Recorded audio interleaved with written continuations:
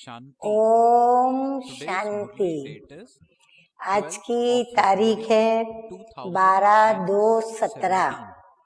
और आज हम सुनेंगे Today being Sunday, मीठे मीठे we will प्यारे प्यारे listen to न्यारे our न्यारे dear अव्यक्त बाप सूक्ष्म दादा's वतन अव्यक्त निवासी मुरली। अव्यक्त बाप दादा This की Murli ज्ञान was मुरली। first spoken तो on revise 7th course March की तारीख है 1982। 7/3/82 अव्यक्त मुरली और आज की ज्ञान मुरली का शीर्षक है संकल्प की गति धैर्यवत होने से लाभ।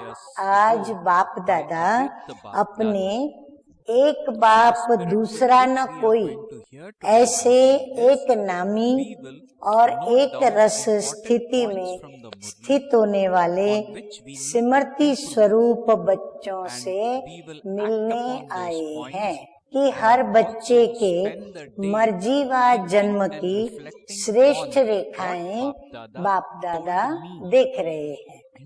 हमारा ये मर्जी व जन्म है, अर्थात हम जीते जी शूद्रपन से मर गए हैं और अभी ब्राह्मण कुल में हमारा ईश्वर ने जन्म दिया है ब्रह्मा बाबा के द्वारा।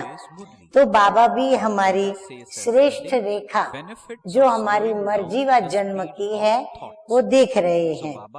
आजकल की दुनिया में विशेष हस्त रेखाएं देखने से आत्मा के भाग्य का वर्णन करते हैं व गुण कर्तव्य की श्रेष्ठता का वर्णन करते हैं, लेकिन बाप दादा हस्त की रेखाएं नहीं देखते हैं।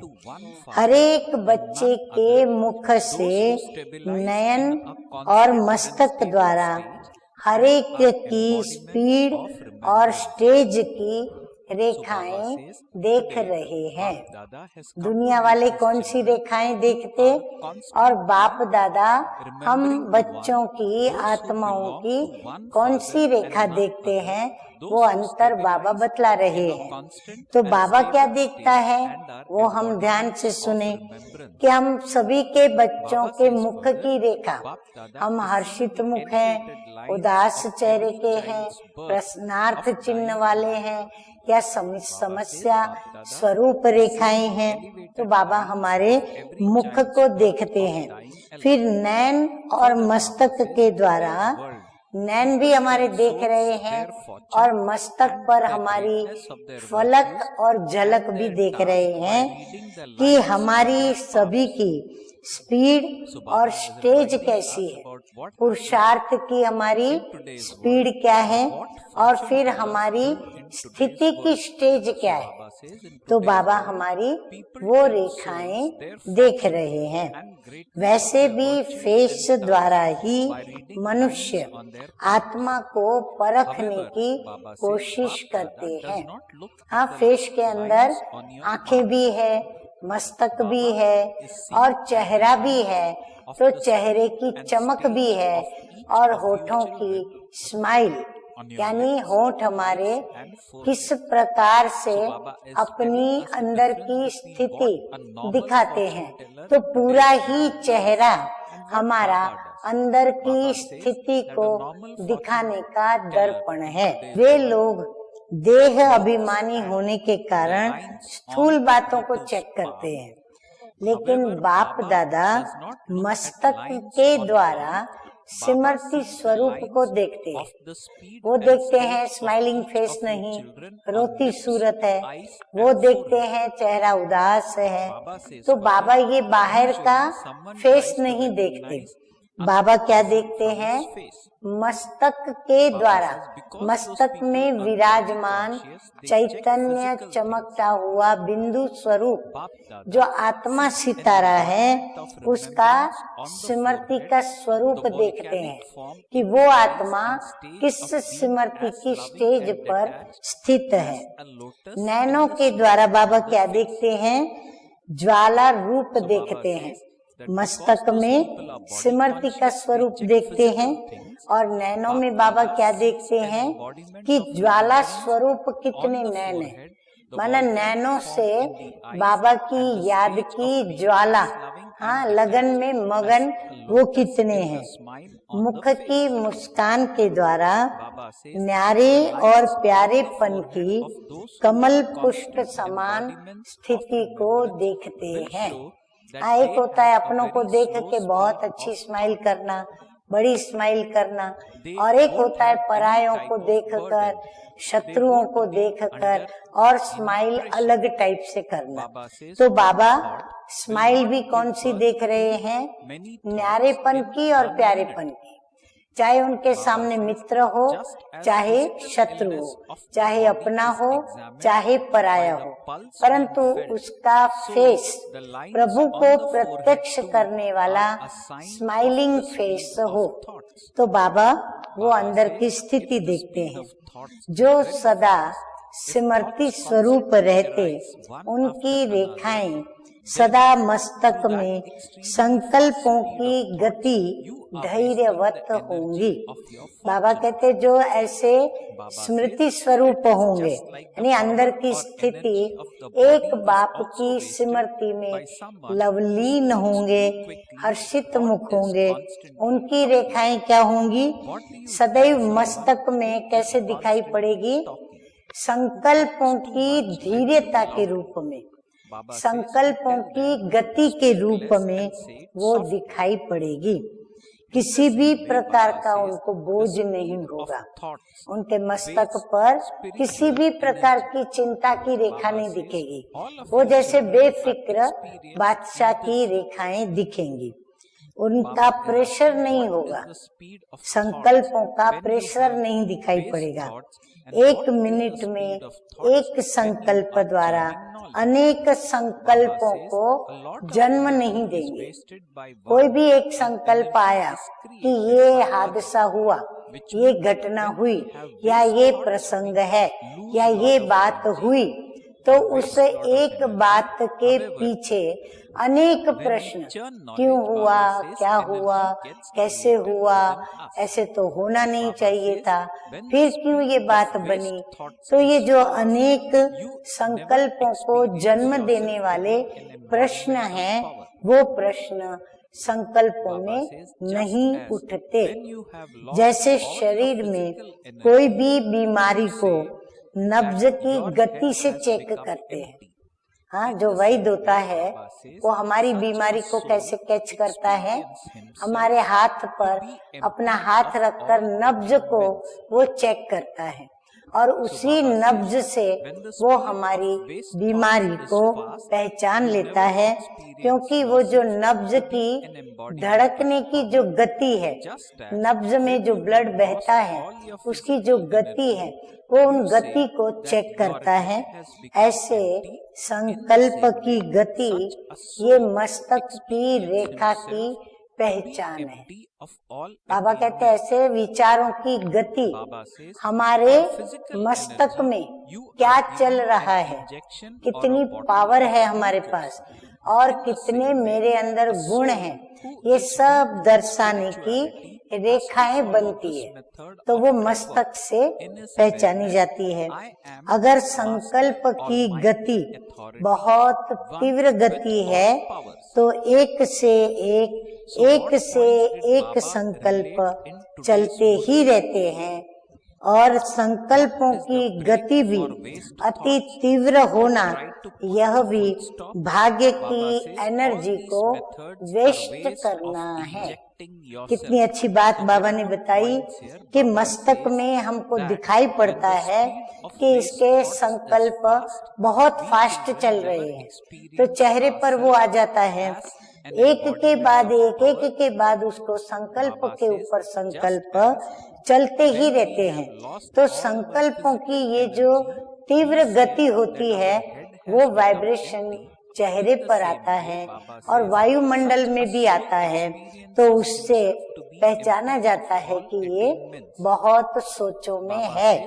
तो बाबा कहते हैं यह भी भाग्य की एनर्जी को वेस्ट करना है, अपने भाग्य की शक्तिशाली लकीर को निकम्मी बनाना है। जैसे मुख द्वारा अति तीव्र गति से और सदा ही बोलते रहने से शक्ति व एनर्जी वेस्ट होती है। सदा बोलते रहते हैं, दूसरा जोर से बोलते हैं, तीसरा फिर ज्यादा ही बोलते हैं, तो फिर उसको क्या कहा जाता है कि धीरे बोलो, कम बोलो। ऐसे ही संकल्पों की गति रूहानी एनर्जी को वेस्ट करती है। सभी बच्चे अनुभवी हैं। जब व्यर्थ संकल्प चलते हैं तो संकल्पों की गति क्या होती है? हाँ, जब हमको व्यर्थ विचार चलने शुरू होते हैं तो हमारी विचारों की गति उस समय तेज होती है या ठंडी होती है? तेज होती है। और जब ज्ञान का मनन चलता है तो संकल्पों की गति क्या होती है? वो एनर्जी वेस्ट करता है और ये एनर्जी बनाता है।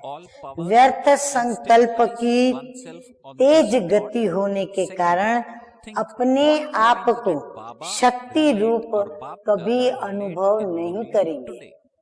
बाबा कहते हैं वो शक्तिमान, लेकिन वो अपने संकल्पों की गति इतनी तेज रफ्तार में रखता है कि उसको ये अनुभव ही नहीं आता है कि मैं मास्टर सर्व शक्तिमान हूँ। जैसे उसकी सारी शक्तियाँ कहाँ चली जाती हैं? वो पुरुषार्थ की जो तेज गति है उसमें उसकी वो यूज हो जाती है, तो फिर अनुभव नहीं कर पाते। जैसे शरीर की शक्ति गायब होने से वर्णन करते हो ना कि आज हमारा माथा खाली खाली है। हाँ, जिस दिन मुरली नहीं पढ़ते, मुरली नहीं सुनते, तो ऐसे लगता है कि आज कुछ कमाई नहीं हुई, तो सुस्त अलबेले से जैसे महसूस करते। ऐसे आत्मा सर्व प्राप्तियों से अपने को खाली खाली अनुभव करती है।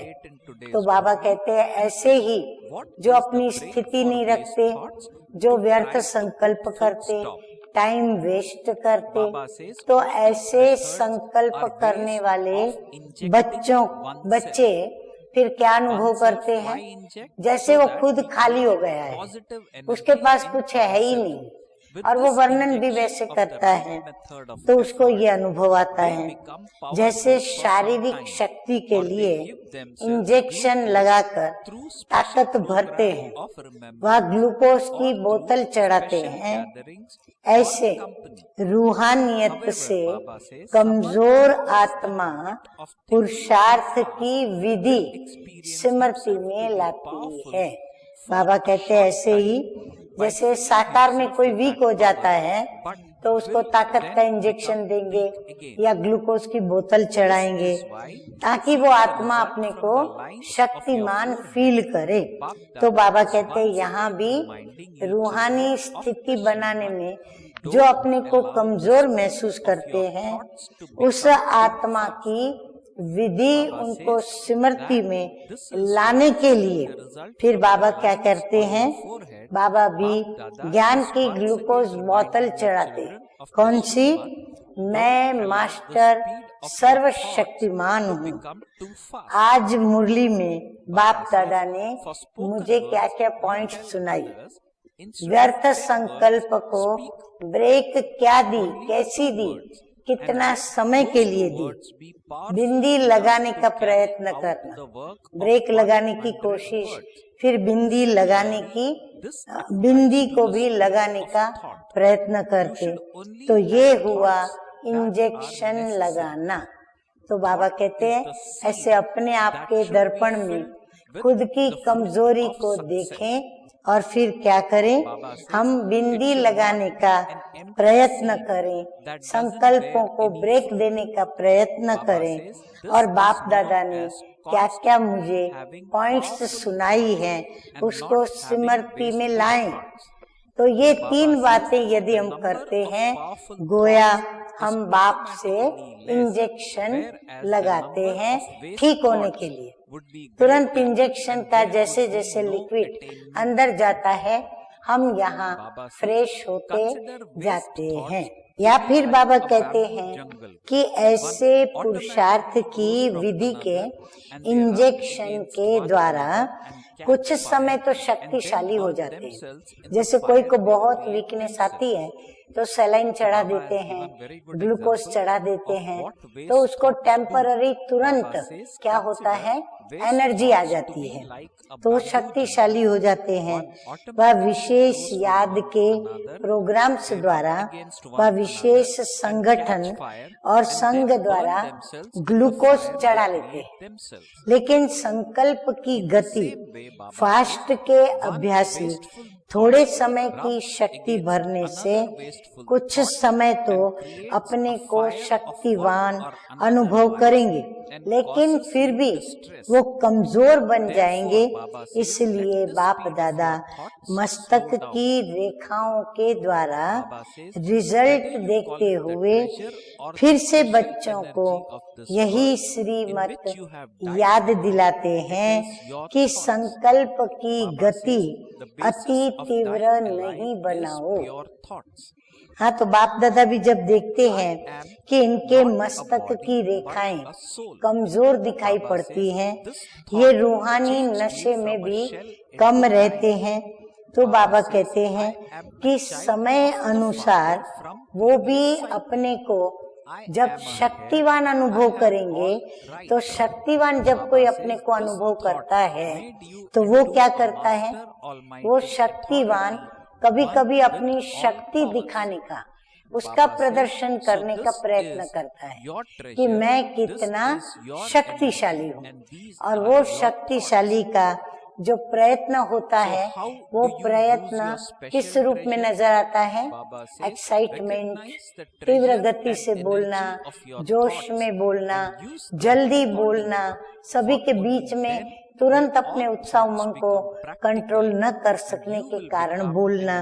तो बाबा कहते हैं ऐसे अपने संकल्प की गति को इतना तीव्र नहीं बनाओ जो आपको ये सब हरकतें करनी पड़े। जैसे मुख के बोल के लिए कहते हैं कि 10 शब्द के बजाय 2 शब्द बोलें। हाँ, मुख से हमारा टाइम वेस्ट न हो, व्यर्थ वाणी न चले, इसके लिए मुख की शिक्षा क्या देते हैं कि जहाँ आपको 10 शब्द बोलने हैं, वहाँ यदि 2 शब्द से आपका काम निपट जाता है तो आप 2 शब्द ही बोले। जो 2 शब्द ही ऐसे समर्थ हो जो 100 बोल का कार्य सिद्ध कर दे, और वो जो 2 बोल आप बोलेंगे वो इतने पावरफुल हो जो आपके 100 बोल का जो कार्य होता है ना, उस कार्य को मात देकर और वो ये सिद्ध करके दिखला देता है कि भले हम कम बोलते हैं, धीरे बोलते हैं, लेकिन ओरिजिनल अल्प काल की नहीं, सदा काल की रिजल्ट हमें प्राप्त होती है। तो ऐसे संकल्प की गति, संकल्प भी वही चले जो आवश्यक है। संकल्प भी बाबा कहते व्यर्थ नहीं चलने चाहिए, जो आवश्यक है वही चलाए। हम क्या करते हैं, अपने लिए भी चलाते हैं, साथियों के लिए भी चलाते, कोई गैर आदमी भी आते हैं उनके लिए भी हम चलाते। तो हमको सबके लिए संकल्प चलाने की आवश्यकता नहीं है। संकल्प रूपी बीज को सफलता के फल से, संकल्प रूपी बीज को सफलता के फल से संपन्न हो। बाबा कहते वो पहले संपन्न अपने को महसूस करे कि मैं सफल आत्मा हूँ, खाली बीज न हो। मैं बीज हूँ परंतु सफलता से भरा हुआ बीज हूँ, खाली बीज न हो जिससे फल न निकले। अब बीज अगर पावरफुल होगा, भरपूर होगा, तो वो बीज क्या करेगा, अपना फल भी देगा। लेकिन अगर हमारी मनसा स्थिति ऐसी नहीं है तो हमें फल भी महसूस नहीं होगा, अर्थात फल की प्राप्ति नहीं होगी। इसको कहा जाता है सदा समर्थ संकल्प हो। क्यों कहते बाबा संकल्प समर्थ हो? क्योंकि सफलता प्राप्त होती है। जो भी कार्य करेंगे उसमें हमें सफलता मिलती है, पर व्यर्थ न हो। बाबा कहते हैं विचार वाणी भी समर्थ हो। जो समर्थ है उनकी संख्या कम होगी, लेकिन व्यर्थ सोचने वालों की संख्या उससे ज्यादा होगी और उसको प्राप्ति कुछ भी नहीं होगी। व्यर्थ संकल्प ऐसे समझो जैसे बट का जंगल। बाबा कहते व्यर्थ संकल्प कैसे हैं? जैसे वो बम्बू आते ना, बम्बू का वट वृक्ष जो एक से अनेक स्वतः ही पैदा होते जाते हैं और आपस में टकरा कर आग भी लगा देते हैं। बांस के पेड़ों की ये विशेषता बाबा ने बताई और स्वयं ही अपनी आग में भस्म भी हो जाते हैं। बाबा कहते खाली आग लगाते हैं इतना ही नहीं, लेकिन खुद को भी उसमें जला देते हैं। ऐसे व्यर्थ संकल्प की एक दो से तकरार कोई न कोई विकार की अग्नि प्रज्वलित कर देते और स्वयं ही स्वयं को परेशान करते। इसीलिए संकल्प की गति को बाबा कहते हैं कि धैर्यवान बनाओ, कि इस मर्जी व जन्म का खजाना कहो, विशेष एनर्जी को। खजाने में भी विशेष एनर्जी वो है ही संकल्प। हमारे खजानों में सबसे ज्यादा खजाना कहाँ पर है? बाबा कहते हैं आपके विचार ही आपकी शक्ति है। मर्जीवा बनने का आधार ही शुद्ध संकल्प है। मैं शरीर नहीं, मैं आत्मा हूँ। इस संकल्प ने ही तो कौड़ी से हीरे तुल्य बना दिया ना। मैं कल्प पहले वाला बाप का बच्चा हूँ, वारिस हूँ, अधिकारी हूँ। इस संकल्प ने मास्टर सर्वशक्तिमान बनाया कि इस मर्जी व जन्म का खजाना कहो, विशेष एनर्जी को। खजाने में भी विशेष एनर्जी वो है ही संकल्प। हमारे खजानों में सबसे ज्यादा खजाना कहाँ पर है? बाबा कहते हैं आपके विचार ही आपकी शक्ति है। मर्जीवा बनने का आधार ही शुद्ध संकल्प है। मर्जीवा तो हम बन गए, पर यदि पुरानी दुनिया, पुरानी देह के मित्र संबंधी ये यदि याद रहते अंदर जहन में, तो वो शूद्र से ब्राह्मण नहीं बनता, या फिर वो अपने को ब्राह्मण कहला नहीं सकता। मैं शरीर नहीं, मैं आत्मा हूँ। इस संकल्प ने ही तो कौड़ी से हीरे तुल्य बना दिया ना। हमें स्व की जो स्मृति मिली और पिता परमात्मा की जो स्मृति मिली, जब हम दोनों ने एक दो को याद करने का काम किया, तो बाबा कहते हैं यहाँ फिर क्या होता है कि शुद्ध संकल्प ये निर्माण होता है कि मैं शरीर नहीं, परंतु मैं कौन हूँ? मैं एक आत्मा हूँ। इस संकल्प ने ही मुझे क्या बना दिया? कौड़ी से हीरे तुल्य बना दिया। मैं कल्प पहले वाला बाप का बच्चा हूँ, वारिस हूँ, अधिकारी हूँ। इस संकल्प ने मास्टर सर्वशक्तिमान बनाया। फिर हमारे संकल्पों में कौन से संकल्प ताकत वाले आए कि हमको संकल्प चला कि मैं कल्प पहले वाला। हाँ, जब 5000 वर्ष पूर्व बाबा भारत देश में आए थे, मैं वो कल्प पहले वाला बाप का बच्चा हूँ। मैं बाबा का बच्चा हूँ। सिर्फ बच्चा हूँ इतना ही नहीं, परंतु बच्चा फिर क्या होता है यदि योग्य है तो वो वारिस का हकदार बनता है। तो फिर मैं वारिस हूँ, तो खजाना भी यही है। कौन सा? कि मैं वारिस हूँ, मैं अधिकारी हूँ। तो खजाना भी यही है, एनर्जी भी यही, तो संकल्प भी यही है। विशेष खजाने को कैसे यूज किया जाता है? ऐसे अपने संकल्पों के खजाने व एनर्जी को पहचान एक ही कार्य में लगाओ, तब ही सर्व संकल्प सिद्ध भी होंगे और सिद्धि स्वरूप भी बन जाएंगे। तो समझा, आज बाप दादा ने क्या रेखाएं देखी हम बच्चों की? कम सोचो। हाँ, इसलिए बाबा कहते हैं बच्चे कम सोचो, बहुत मत सोचो, और कम सोचो पर थोड़ा धीरे से सोचो। एक के बाद दूसरा, दूसरे के बाद तीसरा, ऐसे अनेक विचार एक साथ जब चलते हैं तो धीरज कम हो जाता है, गति हमारी फास्ट हो जाती है, गति धीरेवत नहीं रहती, तो संकल्पों में सामर्थ्य नहीं आता। तो कम सोचो अर्थात सिद्धि स्वरूप के संकल्प करो, जिससे सिद्धि प्राप्त हो उतने ही संकल्प करो, व्यर्थ संकल्पों को किनारे कर दो। ऐसी रेखा वाले सदा बेगमपुर के बादशाह होंगे।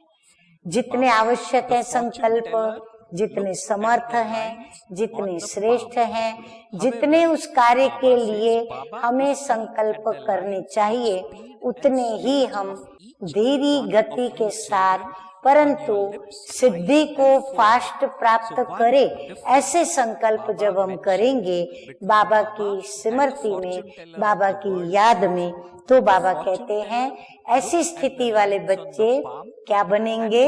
बेगमपुर के बादशाह।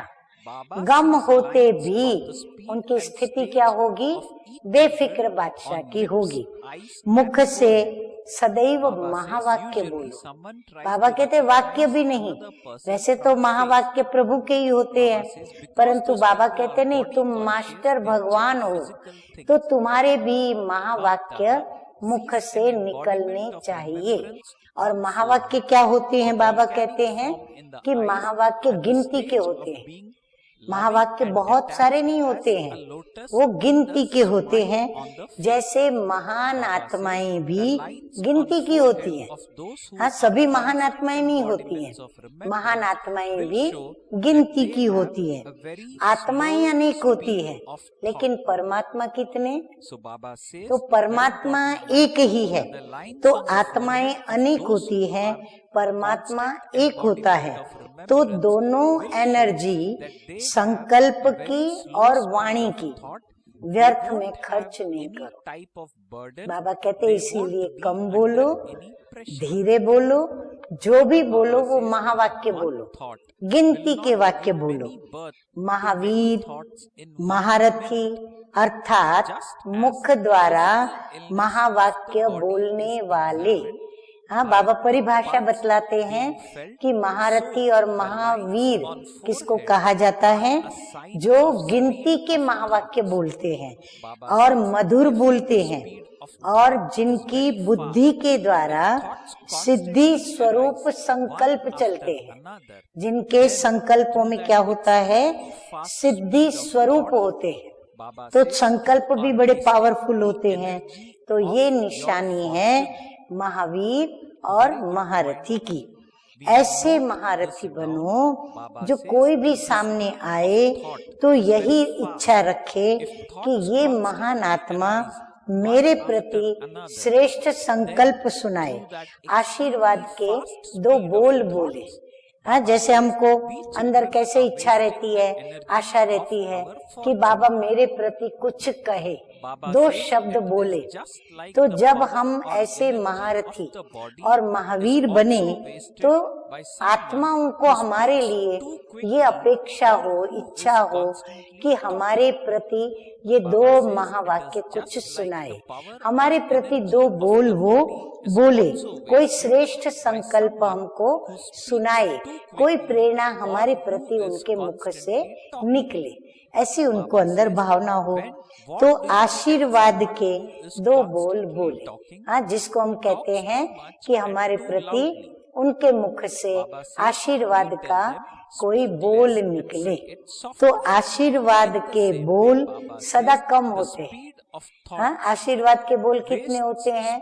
सुखी भव, हर्षित मुख भव, सदा सुहागन भव, सदा सौभाग्यवती भव, सदा सौभाग्यवान भव। कितना होता है शब्द? गिनती के अक्षर। तो इसीलिए वो शब्द कम होते हैं।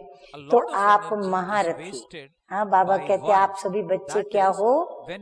हाँ, महारथी बच्चे हो, महावीर देवात्माएं हो। हाँ, देखो कितना बाबा हम बच्चों को ऊंची नजर से देखते हैं।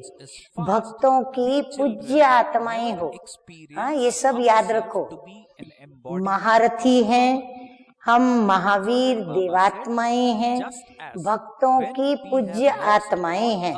तो सदा संकल्प और बोल से आशीर्वाद के संकल्प और बोल बोलो।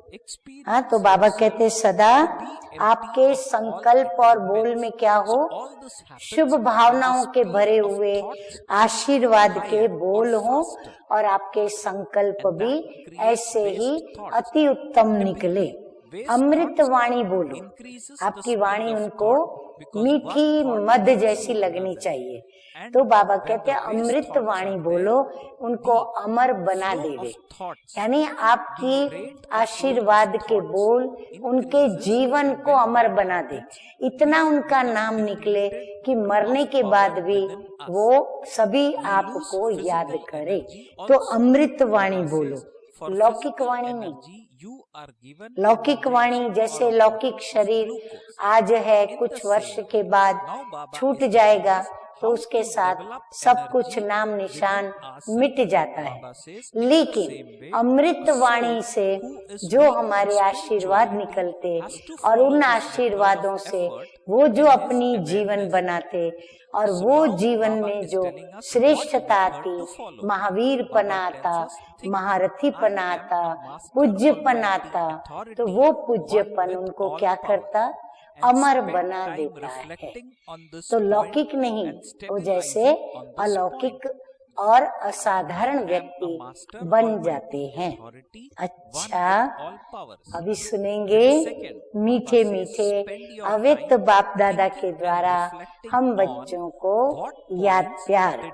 तो मीठे मीठे अव्यक्त बाप दादा कहते हैं कि सदा महान संकल्प द्वारा स्वयं को और सर्व को शीतल बनाने वाले वाणी द्वारा सदा आशीर्वाद के बोल बोलने वाले, ऐसे श्रेष्ठ रेखाओं वाले सदा श्रेष्ठ आत्माओं को, महान आत्माओं को, देवात्माओं को, पूज्य आत्माओं को बाप दादा का याद प्यार और नमस्ते। कितने स्वमान याद दिला दिए बाबा ने? लगभग 9 से 10 स्वमान बाबा ने दे दिए। अच्छा, हम रूहानी बच्चों का, रूहानी बाप दादा को याद प्यार, गुड मॉर्निंग और नमस्ते नमस्ते। अभी हम सुनेंगे आज का वरदान और स्लोगन। तो आज का वरदान है, सतगुरु बाबा कहते हैं कि दृढ़ प्रतिज्ञा द्वारा, आज बाबा ने बहुत अच्छी बातें हम बच्चों को बताई। संकल्प करो तो क्या करो, कैसे करो, स्थिति बनाओ तो कैसी बनाओ, बोल बोलो तो कैसे बोलो, कैसे अमृतवाणी निकाल के हम अमर बना दें। तो इन सभी स्वमानों की प्रतिज्ञा करने वाले, यानी दृढ़ प्रतिज्ञा द्वारा अलबेलेपन के लूज स्क्रू को टाइट करने वाले तीव्र पुरुषार्थी भव। बाबा कहते तीव्र पुरुषार्थी से हम थोड़े अलबेले कब हो जाते हैं? क्योंकि हम अपना पुरुषार्थ का स्क्रू अलबेलेपन में आके ढीला कर देते हैं, तो हम थोड़े ठंडे हो जाते हैं। तो बाबा कहते फिर से दृढ़ प्रतिज्ञा करो। तो दृढ़ प्रतिज्ञा आपकी क्या है? आपके अलबेलेपन के स्क्रू को पुरुषार्थ में वो फिर से टाइट कर देते हैं, तो हम पुरुषार्थी तीव्र बन जाते हैं। तो आगे बाबा उसको व्यवस्थित विस्तार करते हुए बताते हैं कि प्रतिज्ञा में लूज होने का मूल कारण है अलबेलापन। प्रतिज्ञा हमने कर ली, पर प्रतिज्ञा को हम अंत तक निभा के सक्सेसफुल होके चले, उसमें विघ्न कौन सा आता है? अलबेलेपन का। जो अलबेलेपन का लूज स्क्रू जो है वो हमको क्या कर देता है? हमारे पुरुषार्थ को ढीला कर देता है। जैसे कितनी भी बड़ी मशीनरी हो, लेकिन एक छोटा सा स्क्रू लूज हो जाता है तो सारी मशीन को बेकार कर देता है। वैसे प्रतिज्ञा को पूरा करने के लिए प्लान तो बहुत अच्छे बनाते हो, पुरुषार्थ भी करते हो, लेकिन पुरुषार्थ व प्लान को कमजोर करने का स्क्रू एक ही है, अलबेलापन। हाँ, कहीं ना कहीं थोड़ा ढीलापन, सुस्ती आ गई, नींद आ गई, आज नहीं चलो कल करेंगे, अभी तो बहुत समय पड़ा है, मतलब ऐसे हमको वेट कराने वाले, हाँ, हमारी पुरुषार्थ की गति को तेज करने वाली मशीनरी को वो स्क्रू क्या कर देता है? एकदम उसको अटका देता है, ढीला कर देता है। तो फिर वो है अलबेलापन। तो वो नए नए रूप में आता है। इस ही लूज स्क्रू को टाइट करो। मुझे बाप समान बनना ही है, इतना दृढ़ संकल्प पक्का हो, कुछ भी हो जाए मुझे बाप समान बनना ही है। इसी दृढ़ संकल्प से तीव्र पुरुषार्थी बन जाएंगे। स्लोगन है आज का, बेहद की वैराग्य वृत्ति ही, बेहद की वैराग्य वृत्ति ही समय की समीपता का फाउंडेशन है। कैसे हम पहुँचे? समझे अपने को कि मैं समीप बाबा के जा रही हूँ। क्या समय की गति के साथ साथ मेरा पुरुषार्थ भी गति पकड़ रहा है? तो बाबा कहते हैं आप अपने वैराग्य वृत्ति को चेक करो कि पहले मेरा वैराग्य कितना था और अभी मेरे वैराग्य में क्या चेंजेस आई है। पहले हद का वैराग्य था, छोटी छोटी बातों का वैराग्य था, फिर वो वैराग्य करने के बाद दृढ़ता की कमी होने के कारण बार बार हम फिर वैरागी से रागी बन जाते थे। और अब जो हमारा वैराग्य है वो अल्पकाल का नहीं, दृढ़ संकल्प पावरफुल होने के कारण, अलबेलेपन का विघ्न न होने के कारण वो हमारा पुरुषार्थ तीव्र गति का और अंत तक वैसे ही पुरुषार्थ में हम तेज दौड़ते रहें, ऐसा पावरफुल होता है। इसीलिए हम बाप दादा के भी समीप आते हैं और समय के साथ साथ हमारे कदम बढ़ते हैं और हम समय पर बाप दादा की आशाओं को जैसा चाहते हैं वैसा हम पूर्ण करते हैं। अच्छा, ओम शांति।